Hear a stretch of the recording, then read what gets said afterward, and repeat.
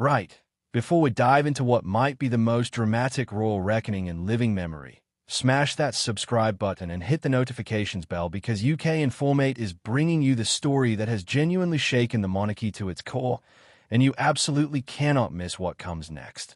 So here's something nobody saw coming with quite this level of brutality. King Charles has taken the nuclear option with his brother Andrew. Not just a quiet stepping back. Not just relinquishing a few honorary titles. Charles has started the formal process to strip Andrew of his prince title entirely and evict him from Royal Lodge, the Windsor mansion he has occupied for over 20 years. Buckingham Palace described these actions as necessary censures, which is palace speak for "we have had absolutely enough of this disaster." This is not damage control anymore. This is scorched earth. This is the deepest split in the British royal family in decades, and it represents Charles finally accepting that his brother's association with convicted sex offender Jeffrey Epstein has become so toxic that half measures will not cut it anymore. Let us be absolutely clear about what has just happened here, because the scale of this is genuinely unprecedented. Andrew will no longer be known as Prince Andrew, Duke of York. He will be Andrew Mountbatten Windsor, just Andrew, effectively stripped of the royal styling that has defined his entire existence. His lease on Royal Lodge, which has provided him legal protection to continue living there rent-free for 2 decades, has been formally terminated. He is being evicted, not asked to consider other arrangements, not given a gentle nudge. Evicted. He will be moved to a property on the Sandringham estate, about 100 miles north of London, which is privately owned by the monarch. So Charles is essentially relocating his brother to a property he controls, funding it privately, and making absolutely certain Andrew understands who holds the power now. What triggered this extraordinary action? Virginia Giuffre's posthumous memoir. Giuffre, who tragically died by suicide in April at the age of 41, alleged that Andrew sexually assaulted her as a teenager through her association with Jeffrey Epstein. Andrew has repeatedly denied all allegations and claims never to have met her.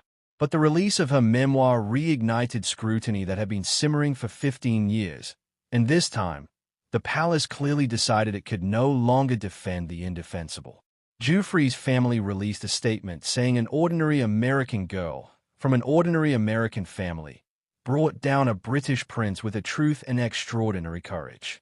Her brother Sky Roberts told CNN it was simultaneously a joyous and happy and sad day, which perfectly captures the bittersweet reality of accountability achieved too late for the victim to witness it herself.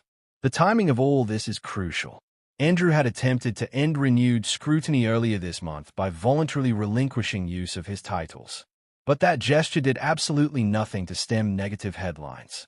Instead, it sparked fresh questions about how he funded his lifestyle despite not being a working royal since 2019, and how he paid Giuffre a reportedly multimillion-dollar settlement in a civil case back in 2022. Where did that money come from? Who was supporting him financially? The more people asked, the worse it looked. Then last week, details emerged that Andrew paid just £1 million for Royal Lodge back in 2003 and only a peppercorn rent if demanded each year since. Public anger exploded. Here was a disgraced prince living essentially rent-free in a mansion whilst ordinary Britons struggled with housing costs and inflation. The optics were absolutely catastrophic. So Charles acted decisively. Rather than go through the lengthy process of formally removing Andrew's Duke of York title via an Act of Parliament, the king will send royal warrants to strip Andrew of his peerages immediately. Andrew was also Earl of Inverness, Baron Killerley, a Knight Grand Cross of the Royal Victorian Order, and a Royal Knight Companion of the Most Noble Order of the Garter. All of that, gone, stripped away with immediate effect. It is the royal equivalent of being fired, having your company car repossessed, your office cleared out, and your security pass deactivated all in one brutal afternoon. Buckingham Palace was careful to note that whilst Andrew continues to deny allegations against him, the palace has concluded he made serious lapses of judgment. That phrase is doing an enormous amount of heavy lifting.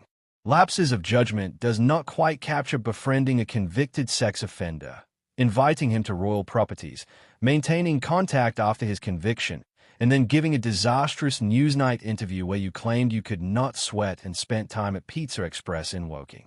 But it is the language the palace can use without making legal accusations while still making their position crystal clear. Andrew's behavior was unacceptable, his judgment was catastrophically flawed, and the monarchy can no longer afford to protect him. Despite all this, Andrew remains eighth in line to the British throne. That status could technically be removed by legislation, but it would require consent of Commonwealth nations around the world, which would take considerable time. The last time this protocol was used was when Edward VIII abdicated in 1936. So whilst Andrew loses his titles, his styling, his home, and his royal life, he remains technically in the line of succession, a bizarre constitutional anomaly that demonstrates just how complicated royal status actually is to completely erase. What makes this moment particularly poignant is the palace statement noting that their majesties wish to make clear that their thoughts and utmost sympathies have been and will remain with the victims and survivors of any and all forms of abuse. This is the monarchy explicitly choosing survivors over one of its own. That represents a seismic shift in institutional priorities. For centuries, the royal family has protected its members, closed ranks, and weathered scandals by maintaining unity.